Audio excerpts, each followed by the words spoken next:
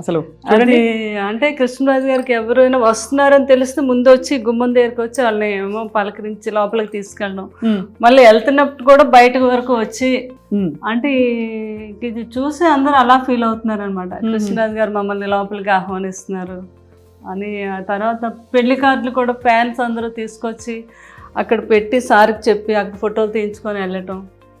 ఎంత అసలు రియలిస్టిక్ గా కుదిరింది. ఎంత బాగా పిఠాపురం వాళ్ళది, వాళ్ళంతా తరతరాల నుంచి కృష్ణరాజు గారి అభిమానంతో ఎవరూ నమ్మట్లేదు. ఎక్కడో ఏంటో మనం మేడం చచ్చాడు అక్కడ చేస్తారు అసలు, అలాంటి మన వాళ్ళు ఎంత గొప్పగా చేశారంటే గ్రేట్ అని అందరూ చెప్పడం.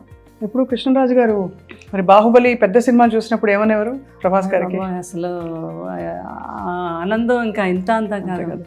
ఇక్కడ బాహుబలి ఫోటో చూసి నేను అక్కడ అది ఫ్యాన్స్ అందరూ ఇస్తూ ఉంటారు, అది వాళ్ళు పాపం డై హార్ట్ ఫ్యాన్స్. మీరు వాజ్పేయి గారితో ఉన్న ఫోటో? అవునండి, అప్పుడు మా పెద్ద పాప ఫస్ట్ ఇయర్ ఆయన ఎవ్రీ బర్త్డేకి వెళ్ళే వాళ్ళం. నేను ఎంత బుజ్జి తల్లిలో ఉన్నారు. పెద్ద పాప అమ్మాయి అది. మీరు అవునండి, నేనా? ఎంత బుజ్జి తల్లిలో చక్కగా డ్రెస్ చేసుకుని. అది బిల్లా సినిమా షూటింగ్ అప్పుడు మలేషియాలో అండి. పిల్లల్ని కూడా మిస్ అయ్యేవారు కాదు, అంతలాగా అన్ని దేశాలు తిప్పారు పిల్లల్ని కృష్ణరాజు గారు. బాగా ఇష్టం ట్రావెలింగ్ కూడా. మరి అందరికి మంచి చెడు చెప్తారు. ప్రభాస్ గారిని ఎప్పుడు పెళ్లి చేసుకోమని చెప్పలేదా? గట్టిగా చెప్పారు నువ్వు చేసుకోవాలంటే సున్నితంగా అబ్బాయికి నువ్వు చూసావు కదా కన్నమ్మ, కన్నమ్మ మీ పెదబాధ్యని ఎలా చూసుకుంటుందో అలా ఎప్పుడైనా కూడా భార్య అలా చూసుకుంటుంది భర్తని, ఎప్పటికైనా ఉండాలమ్మా ఆలోచించు అంటారా. అలాగే పెదబాజీ అంతే వాళ్ళ పెదబాజీ ఏం చెప్పినా కూడా అలాగే పెదబాజీ అనేవారు అనమాట ఆయన. అది బాబు కూడా చాలా లేడీస్ అని చాలా రెస్పెక్ట్, చాలా పద్ధతి బుద్ధిమంతుల్లా కనిపిస్తారు. పెళ్ళి అన్నా అదన్నా చాలా గౌరవం అండ్ చాలా కనిపిస్తుంది. అసలు బాబు గురించి ఎంత చెప్పినా తక్కువే. నేను నా అనుభవంతో చెప్తున్నాను. ఆయనకుండే ప్రేమ, ఆయనకుండే రెస్పెక్ట్ మామూలు కాదండి. అందులోకి వాళ్ళు పెదబాజీ గారు మీద ఉన్నంత ప్రేమ నేను అసలు ఎక్కడ చూడను. అంత ఇష్టం అనమాట, ఒక దేవుడిలాగే చూసేవారు. అంత ఇష్టం ప్రభాస్ గారు. ఈ ఫోటోలన్నీ ఇది నిన్నే ఎవరో ఒక అభిమాని ఇలా వేసి పంపించింది. మా ఇద్దరు ఎవరో ఒకరు అలా పంపిస్తూనే ఉంటారు. ఆయన పురస్కారాలు అలా ఎన్ని వచ్చాయో. అవును, నంది అవార్డ్స్ అప్పుడు కృష్ణరాజు గారు వాళ్ళకి ఫస్ట్ గవర్నమెంట్ ప్రకటించాక నంది అవార్డ్స్ ఫస్ట్ నంది కృష్ణరాజు గారికి వచ్చిందండి. అది అప్పుడు గవర్నర్ అంట ఆయన. ఆయనేమో మన కాసు బ్రహ్మానంద రెడ్డి గారు అప్పుడు సీఎం కదా ఆయన. అదే ఫస్ట్ నంది మనకే వచ్చింది, అమరదీపం. ఇదేమో అందరూ ఉండే ఫోటోగ్రాఫ్. అప్పుడు జ్యోతి చిత్రాలు వేసేవారు కదా, ఎవరో ఒక అమ్మాయి అలా చేసి పంపించారు. అప్పుడు నేను చెప్పాను కదండి, ఇందిరాగాంధీ గారు కృష్ణరాజు గారు అప్పుడు దివసీమ వరదలకి ఆయన బాగా ఫండ్ కలెక్ట్ చేసి పట్టుకెళ్ళి ఎంత ప్రేమతోనో చూసేవారంట కృష్ణరాజు గారిని. అప్పుడు పివి నరసింహరావు గారు అప్పుడు ఆయన మామూలుగా మినిస్టర్ అనుకుంటా. సో సార్కి అయితే నో డైట్, అస్సలు డైట్ చేయకూడదని. ప్రభాస్ గారు ఏం చేసేవారు డైట్? ప్రభాస్ గారు మామూలుగా ఆయనకి ఉంటది కదా ప్రోటీన్లు అవి ఏం తింటారు అంటే తింటారు కానీ అన్నీ చాలా ఆయిల్ లెస్, తర్వాత కొన్ని మిల్క్ ప్రోడక్ట్స్. కూరలన్నిట్లో బాగా ఆయిల్ పడుతుందిగా మరి? లేదు, ఆయిల్ లేకుండానే చేయించుకుంటారు. Only one day cheat day ఉంటుంది ఆయనకి. ఆ రోజు ఉన్నప్పుడు బాహుబలి తాళి అంతా ఉండాలన్నమాట. ఓహో, ఆయనకి. అవునా? అందులో ఆయనకి ఏం నచ్చితే ఏం తింటారో అని అందరూ అన్ని రకాలు మొత్తం. ఆ టైంలో నాకు ఫోన్ చేస్తారు. ఆయనకి గుత్తొంకాయ కూర ఇష్టం బాగా, అది నేను బాగా చేస్తాను. అది పులుసు కొన్ని డిష్లు నేను పంపిస్తాను. కన్నమ్మ ఈరోజు అన్ని డిష్లు ఎన్ని వచ్చినా నాకేమీ నచ్చలేదు, మీరు పంపించిన పులుసు వంకాయ కూర అదిరిపోయింది. అదే ఇంకా మీ మనసు నిండిపోతుంది మీకు. మరి మీరు డైటింగ్ చేస్తారా ఎప్పుడైనా? డైటింగ్ అంటే ఎన్నో సంవత్సరాల నుంచి నైట్ రైస్ తిన్నాను, ఏదో ఒక టిఫిన్. మధ్యాహ్నం మాత్రం బ్రౌన్ రైస్. బయటకు అది వెళ్ళినప్పుడు మాత్రం నో డైట్. సో ఇలా తీసుకెళ్ళి గెస్ట్లని అక్కడ కూర్చునేవారా? అవునండి, గెస్ట్లేమో ఇలాగా తీసుకెళ్ళేవారు. ఎవరైనా వస్తే లోపలికి వచ్చి అలాగా అక్కడ కూర్చోబెట్టి వాళ్ళు వస్తున్నారు అనేసరికి ఇదంతా కూడా కాఫీలు అన్ని రకాల స్నాక్స్ అలా నిండిపోవాలన్నమాట, వాళ్ళకి ఏం నచ్చితే అది. వచ్చిన వాళ్ళందరూ ముందు రాగానే అవి చూసేవారు. అదే కృష్ణరాజు గారు, అది బొబ్బుల బ్రహ్మన్న, అవును, తాండ్రపాపారాయుడు. అసలు ఈ రాచరిక పాత్రల్లో మామూలు టీవీ కాదు అసలు. అవునండి. శ్రీకృష్ణదేవరాయలు అంటే నిజంగా ఇలాగే ఉంటారేమో అనుకునేవారు శ్రీకృష్ణదేవరాయలు. కృష్ణరాజు గారు ఆ సినిమాలోదండి ఆ క్యారెక్టర్ శ్రీకృష్ణదేవరాయలు. కృష్ణ గారు సొంత సినిమా అది. ఈ పూజ ఇక్కడ పెట్టారు కదా మీరు రాగానే, ఇది సార్ ఇష్టమా మీ ఇష్టమా? చాలా ఇష్టం. ఆయనకు ప్రజెంట్ చేసి కామధేను, వినాయకుడు, గణపతి, వెంకటేశ్వర స్వామి. కృష్ణరాజు గారు నాతో పాటు పూజ చేసేవారు. చాలా భక్తి ఆయనకి. ఇప్పుడు ఇది అమ్మవారు అయితే ఎప్పుడో 50 years ఓల్డ్ అమ్మవారు అది.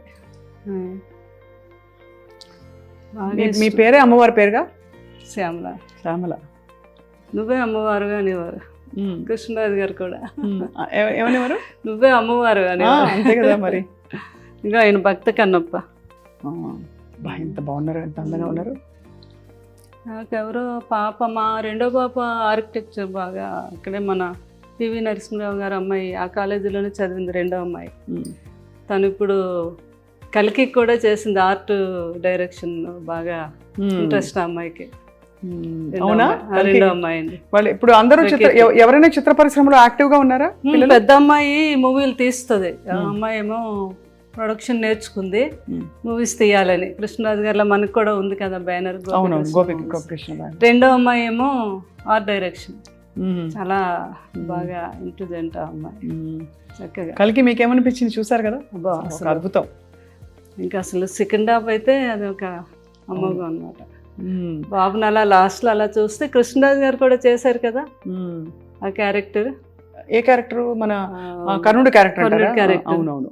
అందరూ అది మ్యాచ్ చేసి నాకు ఫోటోలు పంపిస్తూ ఉంటారు మా ఫ్యాన్స్. ఓహో, మరి మీకైతే మనసు నిండిపోవడానికి అన్ని విధాలా అన్ని మీరు చేసిన ఫ్యాన్స్ అలా ప్రతిదీ కూడా నాకు అప్డేట్స్ ఇస్తూనే ఉంటారండి. వాళ్ళంతా చాలా గొప్ప ఫ్యాన్స్ ఉన్నారు, మా రెబల్ ఫ్యాన్స్ వాళ్ళంతా కూడా ఎప్పటికప్పుడు.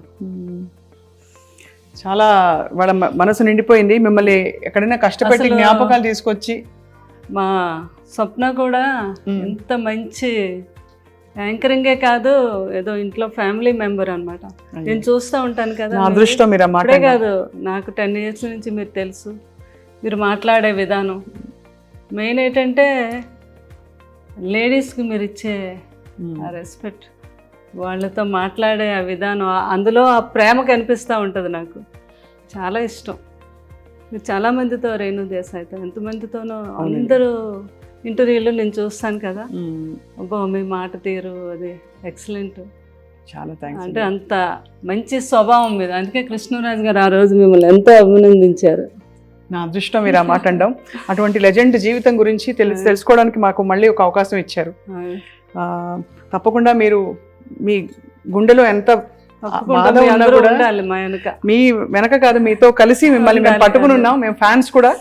అలాగే అండ్ మీ మంచితనానికి, మీ మంచి గొప్ప ప్రేమ పూరిత మనస్తత్వానికి తప్పకుండా మీ చుట్టూ ఎప్పుడో ప్రపంచం ఉంటుంది. ఎందుకంటే నేను కృష్ణరాజు గారు ఒక ట్రస్ట్ పెట్టారు, దాని గురించి కూడా చెప్దాం అనుకున్నాను. తప్పకుండా రండి ప్లీజ్, చెప్పండి. అది ఇలా రండి. షుగర్ మీద గ్యాంగ్రీన్ ఫామ్ అయ్యి చాలా మంది కాళ్ళు తీసేస్తారు కదా. అవును. ఆ కాళ్ళు తీయకుండా వైద్యం చేస్తున్నాను. లండన్లో ఉన్నారు ఒక డాక్టర్ గారు, వేణు కవత్తల అని. ఆయన మన ఒంగోలు వాస్తవులు. ఆయన కృష్ణరాజు గారికి వీరాభిమాని, ఇంకా ఒక ఆల్మోస్ట్ ఒక కొడుకులా అనమాట. అయితే మనకి కృష్ణరాజు గారు, మేము అప్పుడు లండన్ వెళ్ళినప్పుడు ఆయనతో పరిచయం ఏర్పడింది. ఆ తర్వాత మా మాటల్లోని ఇండియాకి రావటం ఇక్కడ, అప్పుడు కృష్ణరాజు గారు అన్నారు, మీరు మంచి డాక్టర్ కదా. ఆయన అక్కడ కింగ్స్ హాస్పిటల్లో ఈ డాక్టర్, ఏది మనకి గ్యాంగ్రీన్ వస్తే కాలు తీయకుండా ముందే దాన్ని ట్రీట్ చేయటం. దాని కృష్ణరాజు గారు అన్నారు, మీరు ఎక్కడో లండన్లో చేస్తున్నారు కానీ మన ఈ ప్రాంతాల వారు అంతా లండన్ రాలేదు, అది కాస్ట్లీ వైద్యం కూడా. మన ఇద్దరం కలిపి ఒక ట్రస్ట్ పెడదాం, ఎవ్రీ ఇయర్ నా బర్త్డే రోజు పెట్టుకొని మనకు సాధ్యమైనంత ఒక 2 ఆపరేషన్లు 4 ఆపరేషన్లు చేయిద్దాము. అలాగే సార్, ఇంతకన్నా మంచి ఇంకేముంటుందని UK ఇండియా ఫౌండేషన్ అని పెట్టాము. యు అంటే ఉప్పులపాటి మాది, కే అంటే ఆయనది కవర్తల, వేణు కవర్తల కదా. అవును, యూకే ఎలాగ ఆయన యూకే నుంచి వచ్చిన డాక్టర్, యూకే ఎంత కుదురుకొని చూడండి. అదే ఫౌండేషన్ అని పెట్టాము.